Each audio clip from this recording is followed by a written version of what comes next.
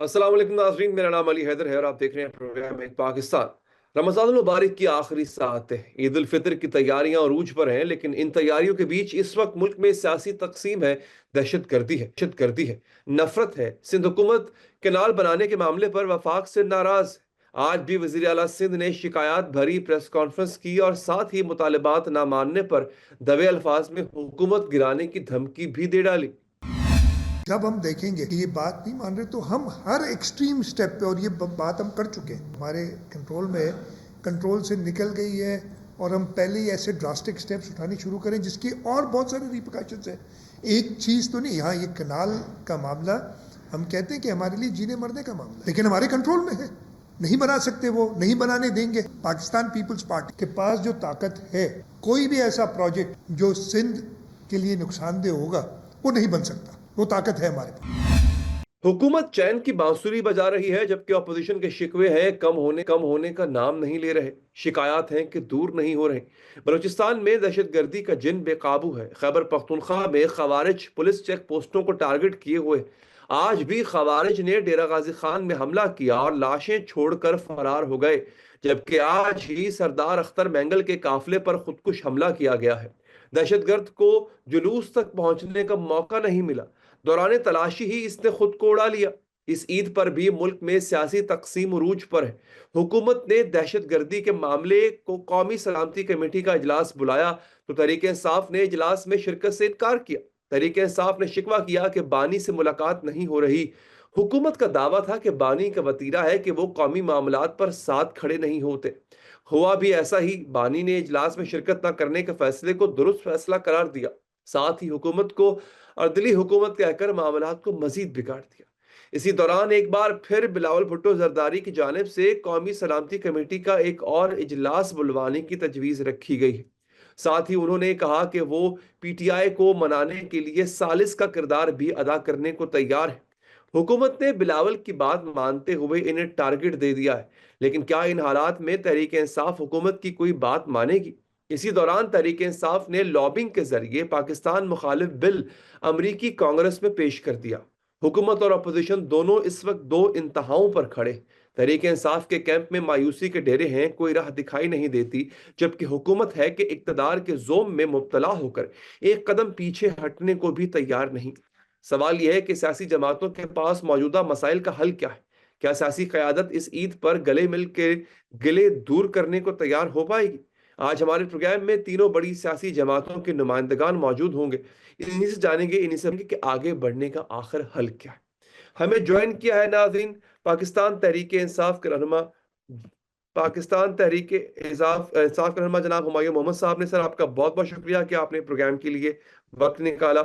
हमारे साथ Pakistan peoples party के रहनुमा जनाब कादर मंदोखेल साहब हैं। सर, आपका भी इंतहाई मशकूर हूँ कि आपने प्रोग्राम के लिए वक्त निकाला। और पाकिस्तान मुस्लिम लीग नवाज के रहनुमा जनाब हुजैफा रहमान साहब मौजूद हैं। सर, आपका भी इंतहाई मशकूर हूँ कि आपने प्रोग्राम के लिए वक्त निकाला।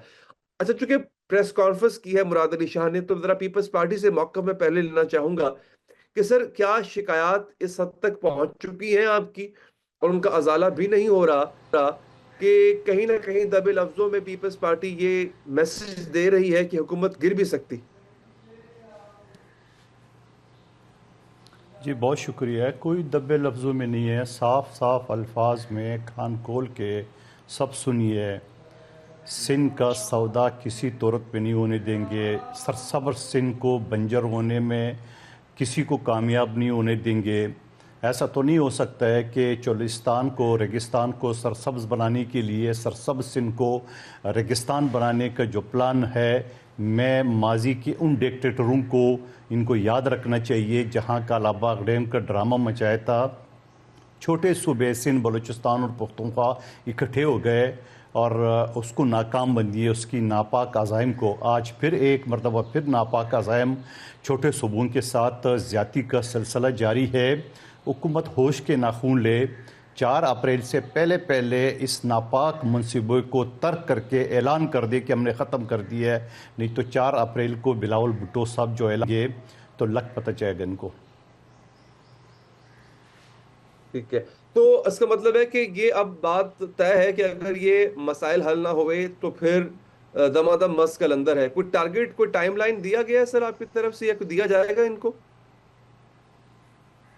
जी बिल्कुल, टाइम लाइन तो मैं आपको 4 अप्रैल का बता रहा हूँ। शहीद जुल्फ़िकार अली भुट्टो की बरसी है और उस पे बिलावल भुट्टो साहब खिताब करेंगे और कारकुनों को, जियालों को लाएमल देंगे और क्लियर कट वार्निंग नहीं बल्कि जो है ना वो अमली इक़दामात का ऐलान करेंगे। 25 तारीख को पिछले हफ्ते हम एहतजाज कर चुका है पूरा सिंध के चप्पे चप्पे पे, ठीक है। और 4 अप्रैल को बिलावल भुट्टो साहब आइंदा का लाएमल का ऐलान करेंगे।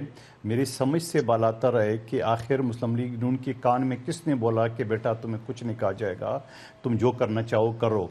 12 लाख एकड़ किन लोगों को अलाट किए? क्या मैं और आप भी उसमें 2-4 एकड़ ले सकते हैं? किन लोगों को अलाट किए? मैं मुतालबा करता हूँ 12 लाख एकड़ चोलिस्तान की ज़मीन, जो कि चोलिस्तान के लोग भी एहतजाज कर रहे हैं कि ये ज़मीन बाहर के लोगों को अलाट की है, उसका लिस्ट चाहे कर दे, चाहे उसमें जर्नलिस्ट है, सियासतदान है, जो भी है, और इसका क्राइटेरिया बताया जाए कि किसको दिए। लेकिन फिर मैं कहूँगा यकीनन पूरे पाकिस्तान का, हम सब का ख्वाहिश होगा कि पाकिस्तान का चप्पा चप्पा जो है ना सरसब्ज हो जाए, मगर ये तो हमने कभी नहीं सुना कि सरसब्ज सिंध को आप तबाह बर्बाद करने पे तुले हुए। आप 218 अरब रुपए आपने जो बजट में या उससे पहले जो प्लानिंग तखमीना आपने लगाया है पंजाब की हुकूमत में, और परसों मरियम बीबी ने जो प्रेस कॉन्फ्रेंस की है और उसमें भी उन्होंने मेरे ख्याल में अपनी जो अज़ाम है उसको जो है ना वाज़ेह कर दी है। लेकिन याद रखना चाहिए कि मरियम बीबी अगर इस सीट पे बैठी है तो ये बिलावल भुट्टो साहब और जरदारी साहब की वजह से बैठी है। अगर शहबाज शरीफ साहब वज़ीर-ए-आज़म दूसरी मरतबा बनाए तो ये बिलावल भुट्टो साहब और जरदारी साहब की वजह से बैठा है, नहीं तो उनका अपना भाई वज़ीर-ए-आज़म नहीं बनाना चाह रहे थे। आप सिंध की अगर देख ले, पूरे सिंध में एक भी मोटरवे नहीं है, पंजाब में बलूचिस्तान में एक भी मोटरवे नहीं है, और पंजाब में 436 अरब की लागत से मोटरवे पे मोटरवे बनाए जा रहे। सवाल ये तो ये छोटो सूबों के साथ ज्यादा जो ना इनको महंगा पड़ेगा। सवाल तो फिर आपसे भी किया जाएगा ना सर, आपकी चौथी हुकूमत है एक सूबे के अंदर, वो काम जो सूबाई हुकूमत करने वाला था अगर वो भी आप वफाक पे डालें तो फिर क्या कह सकते हैं। लेकिन उस पर भी बात होगी आगे चल के। हमारे साथ वज़ीर मुमलिकत बराए कौमी सकाफत और विरसा जनाब हुज़ैफा रहमान साहब भी हैं। हुज़ैफा साहब बहुत शुक्रिया सर। अच्छा सर ये बताइएगा जो हिस्से में काम है वो बताओ ना, पहले सवाल ना छोड़े, सस्पेंस ना छोड़े, सस्पेंस ना छोड़े। सिंध हुकूमत के हिस्से में कौन सा मोटरवे बनाना है? सस्पेंस ना छोड़े, आपको ना घुमाए, आप जो सवाल किए पहले उसका जवाब ले और आप लोगों को कंफ्यूज ना कर दें। आप ये कह रहे सिंध हुकूमत की जो हिस्से का काम है, क्या मोटरवे बनाना सिंध हुकूमत की हिस्से का काम है? क्या जो ना वो जो नहरों का काम है वो सिंध हुकूमत ने इजाज़त दी है? आप मुझे बताओ सारी चीज़। ये खामखा कुछ मीडिया जो हाउसेज है और जहाँ 60-60 पेज की मरियम बीबी की इश्तिहारात छापते थे, जहाँ 2-2 मिनट बाद इश्तिहारात मुख्तलिफ टीवी चैनल पर, ये वो मीडिया हाउसेज जो बिके हुए हैं और वो जो ना वो मुस्लिम लीग नून की हिदायत पे ये काम कर रहे हैं। आप ये सही कह रहे हैं, ये सही कह रहे हैं सर। ये बेसिकली कसूर सारा मीडिया का है, क्योंकि पाकिस्तान तो बिल्कुल, और खास तौर पे सिंध, पंजाब, बाकी हमारे मीडिया एक तरफ साफत की बात कर दे, दूसरी तरफ छन टकों की खातिर बिक जाते हैं, तो मीडिया का कसूर तो हुआ ना। आपने पीका ऑर्डिनेंस के खिलाफ बात की है तो फिर पीका ऑर्डिनेंस की जिस हुकूमत के पास की उन्हीं की आप 60-60 पेज के इश्तिहारात के लंदन शर्म आ जाए कराची को देख तो क्या कहूंगा? मैं सबकी बात नहीं करूं, मैं तो मीडिया के साथ, मैं आपके साथ हूं सर। जो मुस्लिम लीग नून के गीत गा रहे हैं कह रहे हैं। नहीं सर, मैं कह रहा हूं सर लंदन की तरह दिखता है कराची सर। मैं तो कह रहा हूं ये मीडिया बिका हुआ है सारा। इनको शर्म आनी चाहिए मीडिया वालों को। इनको नजर नहीं आता कराची की तरक्की, इनको नजर नहीं आता कि न्यूयॉर्क जो है वो शर्मा जाए कराची को देख के, सिंध, अंदरूनी सिंध को देख के अमेरिका शर्मा जाए सर। ये तो मीडिया बिका हुआ सारे का सारा ना। सिंध में जो अस्पतालों का जाल बिछा है वो दुनिया में नहीं है। आए है ना सर, मैं कहता हूं सर हर घर में पानी है, जो यहाँ अस्पतालों का जाल है, जहाँ बेनजीर इनकम सपोर्ट के सर हर घर में पानी है सर। पट्टी लगी हुई है। थर के बारे में जो मीडिया फजूल की गुफ्तगू करती थी, आइए मैं आपको थर दिखाता हूं। गलत करता है। आइए थर के सर मैं तो कहता हूं नहीं सर, नहीं छोड़े सर, हमें काम करते हैं, हम खवातीन को बेचते हैं सर। कोई और काम की आप आइए थर का। अरे सर मैं कहता हूं कि कराची में एक औरत बड़े आराम से फिर सकती है बगैर किसी डर के। मैं अपना मोबाइल फोन साथ लेके जा सकता हूँ कराची में सर, इतना सेफ है। मैं तो कहता हूँ झूठ बोलते हैं ये, कराची तो इतना सेफ है, वहां पे क्राइम 0%। आइए आप इस्लामाबाद में सेफ है, आप लाहौर में सेफ है सर। मैं कह रहा हूँ लाहौर में सर, मैं कह रहा हूँ चौथी गवर्नमेंट है सर, खवातीन को उतार के रेप करते हैं। ये मैं पंजाब की बात सर, कर रहा मैं हूं, वो भी कह रहा हूं दिखा कराची देना। सेफ है। आप मोबाइल से बिल्कुल सर, I मोबाइल agree से with बोल you, रही है, मीडिया कोई शक लिखा हुआ नहीं है। है, मगर आप मुझे बताओ I पंजाब के agree with रोडों you। से जो फैमिली को उतार के रेप का निशाना बताया, कोई एक वाक्य नहीं है, वो भी बताया ना फिर आप। सर, मैं तो चीख मुल्तान के चीख के मर गया अस्पताल हूं, की मैं कह छत रहा पे हूं सब 500 बाकी लाशें हकीकत बरामद हुई है, वो सर, भी बता कराची देना। नहीं है सर। मैंने असेंबली में ये पुलिस बात उठाई करप्ट थी, नहीं है सर, 500 से कराची की ज्यादा वो लाशें अगवा नहीं करती मुल्तान के लोगों को, अस्पताल, निस्तर बदतमीजी नहीं अस्पताल की लेके छत से सर। बरामद हुई है। ये सर, नाइली नहीं शॉर्ट टर्म है, ये किडनैपिंग नहीं बिकाऊ माल करती नहीं है सर है, कराची इसको की क्या पुलिस। कहूंगा मैं, ये असेंबली के इस्लामाबाद फ्लोर की पे मैंने पुलिस बात करती की है है। सर। सर, मैं वही कर रहा हूँ, शॉर्ट टर्म इस्लामाबाद की किडनैपिंग नहीं पुलिस करती करती कराची है, की पुलिस सर। तो पंजाब इस्लामाबाद की की पुलिस पुलिस में जो करती है सर। खवातीन के साथ रेप हो रही है चलते रोड पे, उसको नहीं बताएंगे आप? बताया ना मीडिया में, हिम्मत सर, करें ना आप। मैं तो सर अगर रोड शो आपने नहीं कर दो सकता हूँ टके इस लिए पे, तो आप हिम्मत लेकिन करके मेरी बता देना पूरे बदकिस्मती मैंने सिंध की बात मीडिया कर ली पे। आज। अगर आपकी मालकान भी सर, खेल मैं रहे हो तो रोज फिर शो मैं क्या करता कह हूँ उन सकता पे। हूँ? बस सर मेरी बदकिस्मती, मैंने आज सिंध का नाम ले लिया सर, सिर्फ ये कह दिया कि चौथी गवर्नमेंट है सर आपकी।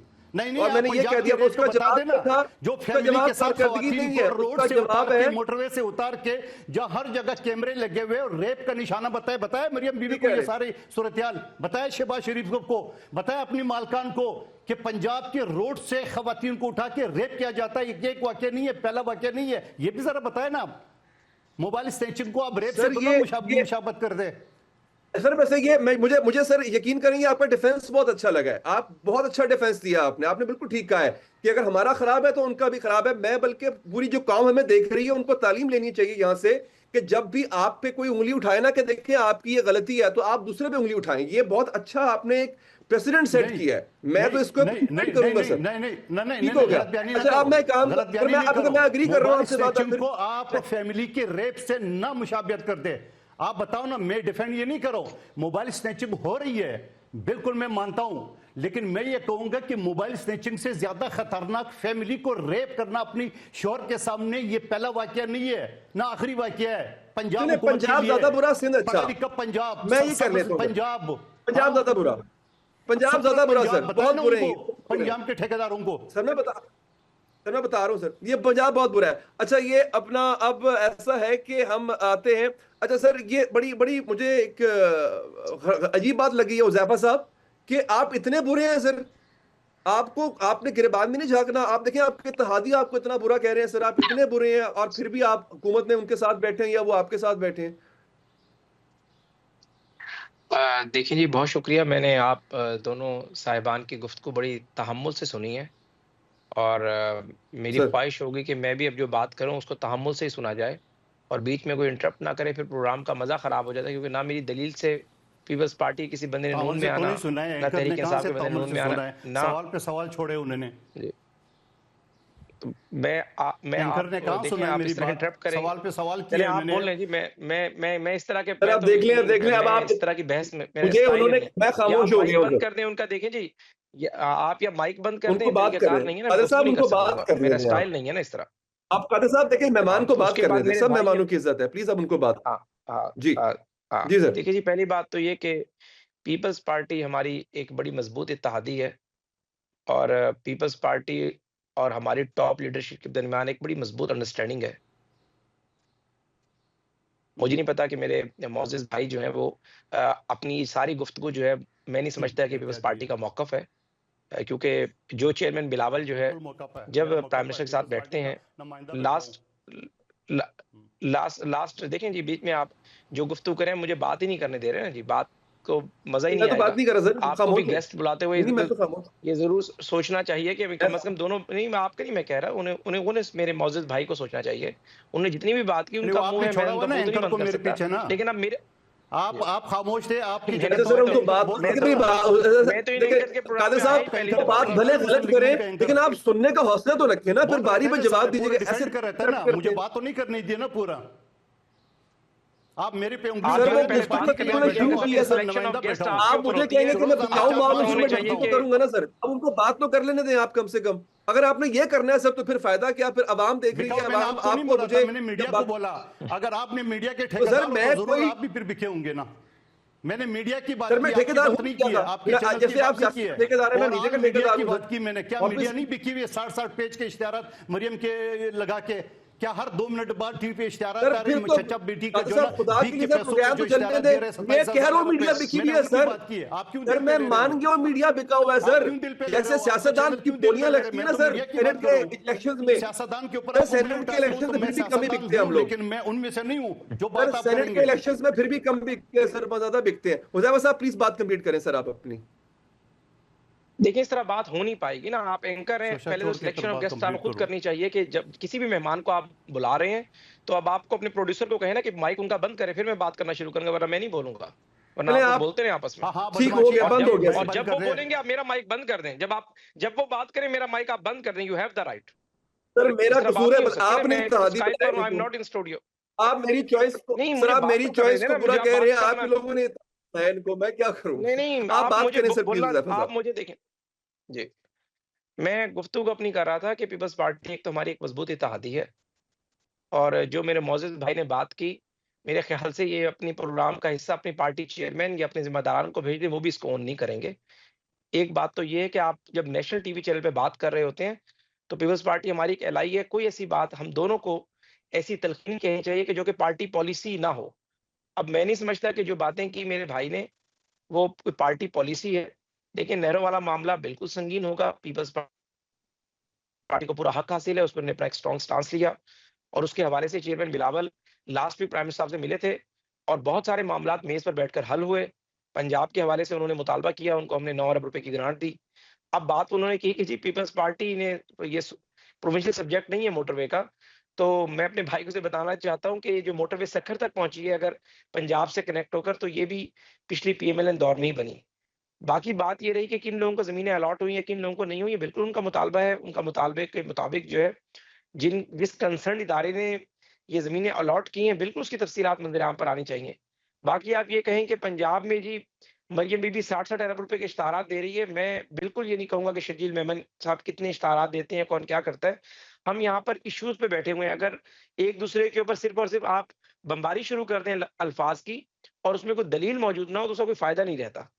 अब बात कर रहे थे कि मेरे भाई के जी पंजाब का और सिंध का कंपैरिज़न कर लें, मैं एक तो यहाँ कंपैरिज़न करने बैठा हुआ नहीं हूँ, लेकिन आपने खुद बेहतर कंपैरिज़न किया, और हमारी आवाम जो है वो बेहतर कंपैरिज़न कर सकती है। कमी-कोताहियाँ पंजाब में भी होंगी, वो ठीक होनी चाहिए, लेकिन कमी-कोताहियाँ सिंध में भी बहुत ज़्यादा है, जो कि मैं समझता हूँ कि सिंध हुकूमत ठीक कर भी रही होगी, मज़ीद भी ठीक करने की ज़रूरत है। लेकिन किसी को भी ये कहना कि अच्छा आप आप एक बिकाऊ हैं, पॉइंट का या प्लीज कहना बता कि दें, क्योंकि जो है। पॉइंट के जी, निकल ना जाए सर। जी, वो आपके इत्तेहादी मुराद अली, जी, अब मुराद अली जी। शाह साहब ने तो कह दिया ना कि जी हम ये नहरें नहीं बनने देंगे। वो तो बाकायदा तौर पे आपको एक अल्टीमेटम देखिए, वार्निंग दे रहे हैं। सूरत हाल ये देखें, है सर कि भले जो बंदूखेल साहब देखें, ने कहा आपको लगता है देखिए पार्टी मुराद पॉलिसी अली नहीं शाह होगी, साहब ने लेकिन अगर जो ये। मुराद अली शाह साहब जी, की जी, बात जी, जी। है, वो तो जी, पार्टी जी। पॉलिसी लगती है। देखिए मुराद अली शाह साहब ने। जी, जी, मैं मुराद अली शाह साहब ने अगर कहा कि नहरें बनने नहीं देंगे, तो ये मौक़िफ़ उनके चेयरमैन जो है, जब आप बैठेंगे प्राइम मिनिस्टर साहब के साथ, वहाँ पर रखेंगे, और अगर इस मौज़ू पे या इस मौक़िफ़ पे डेडलॉक हुआ, तो पीएमएलएन कभी कोई ऐसा काम नहीं करेगी अपने किसी भी इत्तेहादी को नाराज़ करे, और पीपल्स पार्टी तो हमारी अहम इत्तेहादी है। और जिस तरह मेरे भाई मोअज़्ज़िज़ भाई कह रहे थे, पीएमएलएन ने पंजाब में एक वोट भी नहीं लिया। वज़ारत आला जो है हमारे पास है, मरकज़ में अगर उन्होंने हमें वोट देकर वज़ारत उज़्मा दी है, तो हमने उन्हें वोट देकर चेयरमैन सेनेटशिप दी है। हमने उन्हें वोट देकर सदारत दी है। हमने उन्हें अपने ऑर्डर से गवर्नर जो है वो आपका केपीके लगा कर दिया है। हमने अपने वोटों के ज़रिए आपका वज़ीर आला बलूचिस्तान बनाया है, तो कोई एहसान नहीं किया। एलाइज़ ऐसे ही करते हैं एक-दूसरे के साथ, जो यानी जितना लेते हैं उतना दे देते हैं। मुमकिन है पीपल्स पार्टी ने ज़्यादा सपोर्ट की हो, लेकिन हम ये समझते हैं कि जो कुछ हम पीपल्स पार्टी के साथ कर रहे हैं, वो हमारी ड्यूटी भी है, और बतौर जमहूरी इत्तेहादी हमारी ज़रूरत भी है।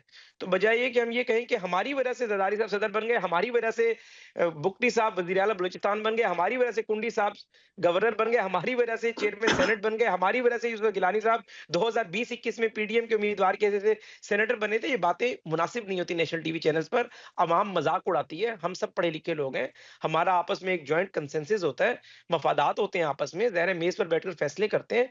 तो इश्यूज़ पे ज़रूर इख्तिलाफ करें। नहरों का मामला सिंध का एक सीरियस ग्रीवेंसेस सामने आ रहा है, तो उस पर ज़ाहिर है सिंध के नुमाइंदगी के हैसियत से मेरे मोअज़्ज़िज़ भाई ज़रूर बात करें, और बनता भी है बात करना। ज़ाहिर है उन्होंने अपने लोगों को जाके जवाब देना है। लेकिन उस एक इश्यू को जवाब बनाकर इस तरह की तनकीद करना वो मुनासिब नहीं होता।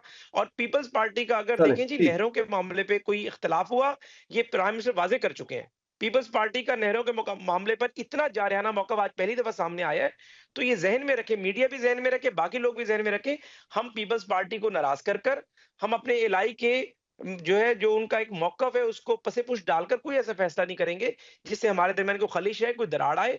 हम नहरों वाले मामले पे कंसेंसस डेवलप करेंगे और अगर कंसेंसस डेवलप नहीं होगा, तो कोई ऐसी तफ़रीक की बात नहीं होगी, जिससे हम दोनों जो है, चलें एक-दूसरे के ठीक है। आमने-सामने खड़े हम हमारे मोहम्मद साहब आप मेरे साथ रहिएगा सर, मुझे वक़्फ़ा लेने का कहा जा रहा है, मैं वक़्फ़ा लूँगा, मैं वापस से आप ही के पास आऊँगा। ब्रेक के बाद हाज़िर हैं। हुमायूं मोहम्मद साहब, सर सवाल यही है कि तहरीक-ए-इंसाफ क्या कौमी मामलात पर हुकूमत के साथ मिलके बैठने को तैयार होगी या अपनी शराइत रखेगी?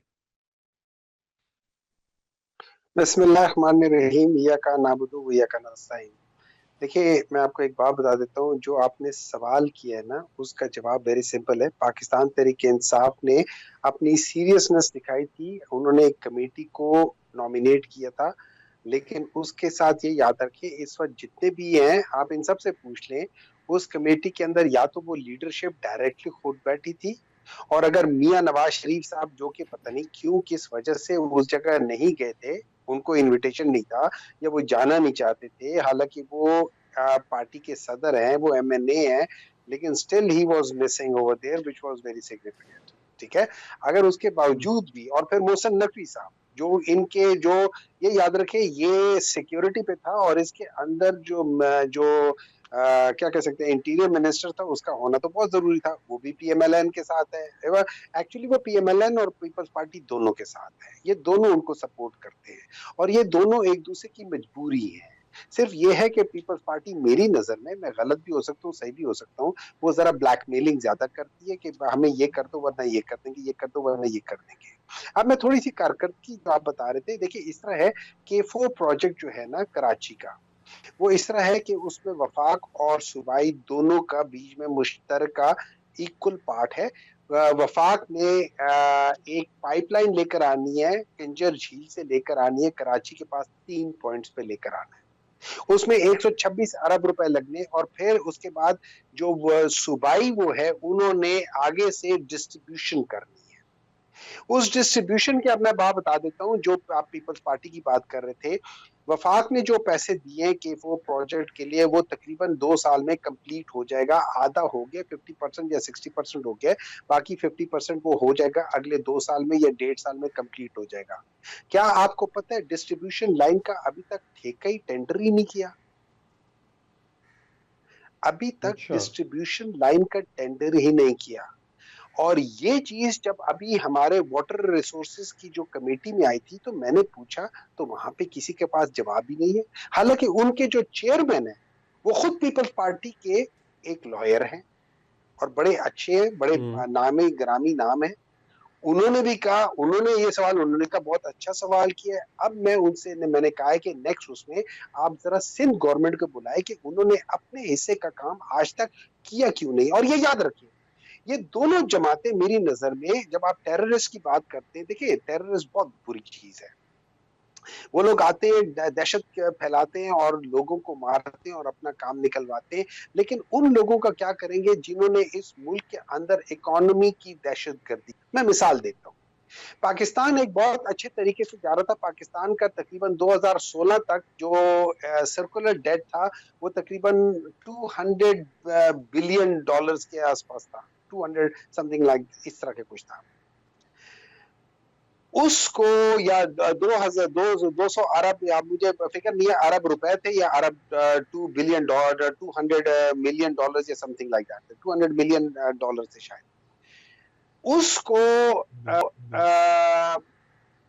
जब ये क्या कह सकते हैं सी पैक का लाया, तो सी पैक में उन्होंने कहा कि जी हमने 10,000 का, हमने इसके अंदर इजाफा करना है बिजली का।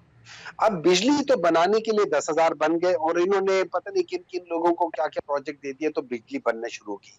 लेकिन नालायकी की बात ये थी कि उन्होंने डिस्ट्रीब्यूशन लाइंस बनाई नहीं है, तो वो बिजली के डिस्ट्रीब्यूट हो ही नहीं सकती थी। तो उससे क्या हुआ, वो circular debt with in 2 years वो बढ़ के आज तकरीबन 3 खरब रुपए पे पहुंच गया, 3 खरब रुपए पे पहुंच गया। पाकिस्तान का सिंगल वो है, हम उनसे बिजली खरीदे, फिर इन्होंने, और यही काम अभी पानी के साथ, कराची वालों के साथ सिंध की गवर्नमेंट कर रही है, डिस्ट्रीब्यूशन लाइन नहीं बना रही है, वहां तक पानी के पाइप आ जाएंगे, आगे क्या करेंगे? वही टैंकर माफिया, वही सब कुछ। तो ये इन लोगों का हाल है। अब रही बात, हम लोग वहां क्यों ठीक है। नहीं गए, हमने अपनी बिल्कुल साफ बताया कि हम बैठेंगे, लेकिन हमने एक शर्त लगाई थी कि भाई जाने से पहले हम डिस्कशन कर ले अपनी पार्टी चेयरमैन के साथ, जो एक्चुअल बानी पीटीआई है इमरान खान के साथ, हम जाके मिल ले भाई उसमें क्या प्रॉब्लम थी। अगर आप ये समझते हैं कि ये वाकई इस मुल्क की बका के लिए या इस मुल्क की सलामती के लिए, तो इसमें क्या बुरी बात थी कि अगर पाकिस्तान तहरीक इंसाफ के वफद को मिलने देते।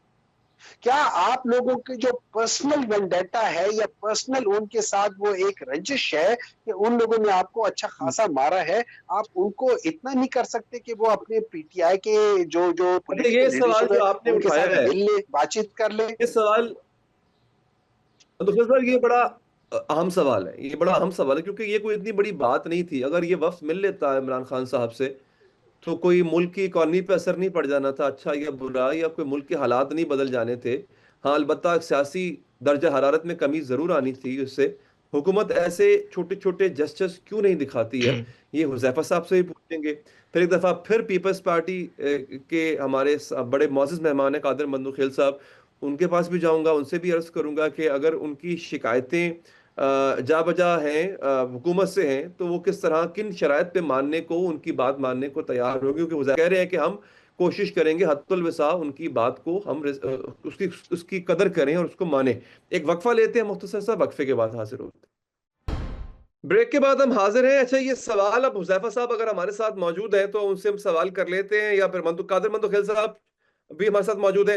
हुजैफा साहब, सवाल उठाया था तहरीक इंसाफ ने कि अगर वाकई चूंकि कौमी मामलात हैं तो इसमें फराख दिली का मुजाहरा तो करना चाहिए, तो हुकूमत को तो बड़ा दिल रखना चाहिए। अब वफ्द को मिलने से रोकने से क्या हासिल होगा हुकूमत को? जी, बहुत शुक्रिया जी। बिल्कुल, इसमें कोई दो राय नहीं कि हुकूमत हमेशा फ़राख़-दिली का मुज़ाहरा करती है और फ़राख़-दिली का मुज़ाहरा करके ही हुकूमतें और जमहूरियतें पनपती हैं, आगे बढ़ सकती हैं।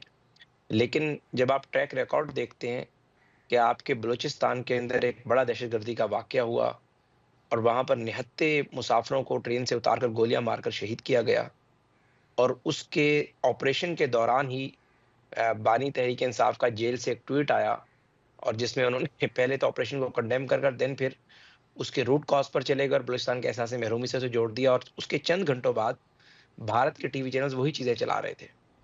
फिर हमने कहा चलें बात को आगे बढ़ाते हैं, तो मुतालबा आ गया जी पैरोल पे रिहा कर दें। स्पीकर पैरोल पे कैसे रिहा कर सकते हैं एक सज़ा याफ्ता मुजरिम को, जो कि असेंबली का रुकन ही नहीं है। फिर कहा गया कि नहीं जी, हमारा एक वफ़्द जाएगा उनसे, वो बातचीत करेगा। देखें, हुकूमत ने ही मुज़ाकरात की बात की थी, हुकूमत ने ही मुज़ाकरात के प्रोसेस को शुरू करवाया था। हमने अपने इंतहाई सीनियर पार्टी के रहनुमा राना सनाउल्लाह खान और इरफान सिद्दीकी की सरबराही में कमेटी बनाई कि इनसे मुज़ाकरात किए जाएँ, मुज़ाकरात के प्रोसेस को बीच में छोड़कर चले गए।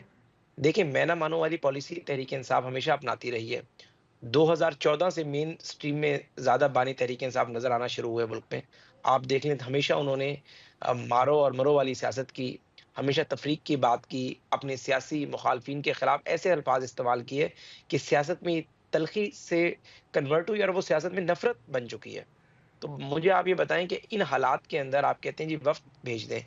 हमें हुकूमत ज़ाहिर है मौजूद है, हुकूमत के पास इंटेलिजेंस एजेंसीज़ मौजूद हैं, हमारे पास रिपोर्ट्स मौजूद थी कि बानी तहरीक इंसाफ ने मुलाकात के बाद फिर उसे सियासी पॉइंट स्कोरिंग के लिए इस्तेमाल करना था और फिर जारहाना मौक़िफ़ अख्तियार करना था।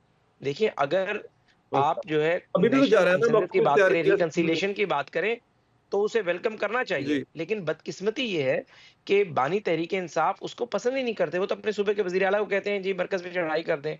अपने सूबे के वज़ीर आला को कहते हैं कि फ़ॉरेन पॉलिसी जो कि फेडरल सब्जेक्ट है, उसमें आप कहें नहीं जी अफ़गानियों को अगर बाहर निकाला तो ये कुएँ में धकेलने के मुतरादिफ है। इस किस्म के बयानात जब आप देते हैं, तो मुझे आप ये बताएँ रियासत कितना बर्दाश्त का मुज़ाहरा करे? ठीक। हुकूमत चलें, कितना अच्छा, मैं फ़राख़-दिली ज़रा का इस पे मुज़ाहरा करे? कादिर मंदुखेल दोनों साहब तरफ का से भी ये चीज़ें मौक़िफ़ ले होंगी। लूँ। कादिर साहब, ये जो अभी हुज़ैफ़ा साहब फरमा रहे हैं, क्योंकि एक सियासी इंतशार तो है, अब वो किसकी वजह से है, चलें ये मैं तो कहने वाला कोई नहीं होता, आप बेहतर बता सकते हैं। इस सियासी सियासी इंतशार को कम करने के लिए क्या तहरीक इंसाफ को का बाजू पकड़ा जा सकता है? आप इस हक में हैं कि ऐसा होना चाहिए? देखिए, पहले तो अच्छा हुआ आपने उज़ैफ़ा साहब को, देखिए ये अभी पीपल्स पार्टी के तर्जुमानों का इंतखाब ही ये करेगा किसके बयान उसको कबूल है, किसके बयान नहीं कबूल। जब आपने वज़ीर आला की बात की है तो जंप मारा उन्होंने बिलावल साहब की तरफ, और ये भी साथ में गलत बयानी की है कि वो मीटिंग में सारी बातें तय हुई है और माना वगैरह वगैरह। दूसरी बात ये कि मैंने उस वक्त भी कहा था जब ये सलामती कमेटी का इजलास हो रहा था, जहाँ पीटीआई ने ऐन वक्त पे रात 10:30 बजे इनकार कर दिया है, मतलब शर्त लगा ली है कि हमें खान से मिला दो। तो मैंने उस वक्त भी कहा हुकूमत को फ़राख दिली का मुजाहरा करते हुए एक 55 सीटों वाली बस खड़ी करना चाहिए असम्बली के सामने, और इन सबको ले जाके वहाँ खान से मिलाना चाहिए और वापस लाना चाहिए। हुकूमत ने यह नहीं किया, और तहरीक इंसाफ को एक मौका मिल गया। लेकिन तहरीक इंसाफ को मौका मिलने के साथ साथ उन्होंने फिर खुद ही उस बात को शाम को दोहराया है कि खान को पैरोल पे रिहा कर दे। अब पैरोल का कानून ये है कि कोई बंदा बड़े कोई सियासी या मजहबी शख्सियत जिनके वालिदैन इंतकाल कर जाते हैं तो वो पुलिस की कस्टडी में उनको उस जनाजे तक लिया जाता है, और ख़ान साहब को पैरोल पर रिहाई का कोई तुक नहीं बनता है सियासी मामलात में। और दूसरी बात है, अगर पैरोल पर रिहा भी कर देते तो वो तो असम्बली का मेंबर नहीं है, असम्बली में कैसे बैठते? सलामती कमेटी तो पार्लिमानी कमेटी है, उसके तहत हो रही थी। तो मेरे ख्याल में हुकूमत ने मिसफायर किया, उसको नहीं चैलेंज करना चाहिए। दूसरी बात ये कि हुमायूं मोहम्मद साहब ने पीपल्स पार्टी को ब्लैकमेलर का, अब आप मुझे बता दें कि जब हमने के फोर्क जो 25 साल से अल्तवा का शिकार है और हमने उसके लिए जो पैसे मांगे वो फाकी हुकूमत से, सिंध हुकूमत अपने पैसे दे चुकी है, तो ये ब्लैकमेलिंग है। अगर हमने ये कहा कि सरसब्ज सिंध का पानी आप रोक के और बंजर जो चोलिस्तान आप आबाद करना चाहते हैं ज़रूर आबाद कर ले, तो इसमें आप जो है ना वो CCI की मीटिंग बुला ली, जो आइन के मुताबिक हर 3 महीने बाद बुलाना ज़रूरी है। आपने 3 साल से नहीं बुलाया, तो ये ब्लैकमेलिंग है। अगर सिंध सैलाब से डूब गया 90% हुआ, 21 लाख मकानात की तामीर का ऐलान हो चुका है, वो फाकी हुकूमत से हमने उसका हिस्सा मांगा, तो ये ब्लैकमेलिंग है। अगर 2 सूबों में हमारी हुकूमतें जहाँ समंदर लगता है वहाँ सी अथॉरिटी का ऐलान किया है वफाकी हुकूमत ने, हमने ये शिकवा की है कि हमारी हुकूमतों से या पार्टी से मशावरत करे, तो ये ब्लैकमेलिंग है। दूसरी बात ये जो हुमायूं मोहम्मद साहब मेरे भाई है, ये हमेशा जो ना बड़े अच्छे डॉक्टर होंगे, लेकिन ये जब कानून की बात आ जाती है 2-4 आर्टिकल सी के वो कानूनदान बनता है। फिर जब कोई वाटर एक्सपर्ट की बात आ रही है तो पर बड़ा एक्सपर्ट बनते हैं। अब इनसे ज़रा ये पूछें कि 162 अरब रुपये जो आजकल में मेयर कराची ने मुतालबा किया वो आपने सुना और आप कोर्ट करे हो। मेरे भाई ये 25 साल से अल्तवा का शिकार है। और दूसरी बात ये कि आप तो ऐसे ही शो कर रहे हो आवाम के सामने कि जैसे कोई हाउसिंग स्कीम को पानी का लाइन जा रहा है। मजीद वक्त होता है इस पर बात करते हैं। मैं इंतहाई मशहूर हूँ सर कि आपने प्रोग्राम वक्त निकाला। हुज़ैफा साहब आपका भी बहुत मशहूर हूँ कि आप तशरीफ लाए, और जनाब हुमायूं मोहम्मद साहब आपका इंतहाई मशहूर हूँ सर कि आपने प्रोग्राम के लिए वक्त निकाला। नाज़रीन, प्रोग्राम से अब तक के लिए इतना ही। मुझे दीजिए इजाजत। अल्लाह निगहबान।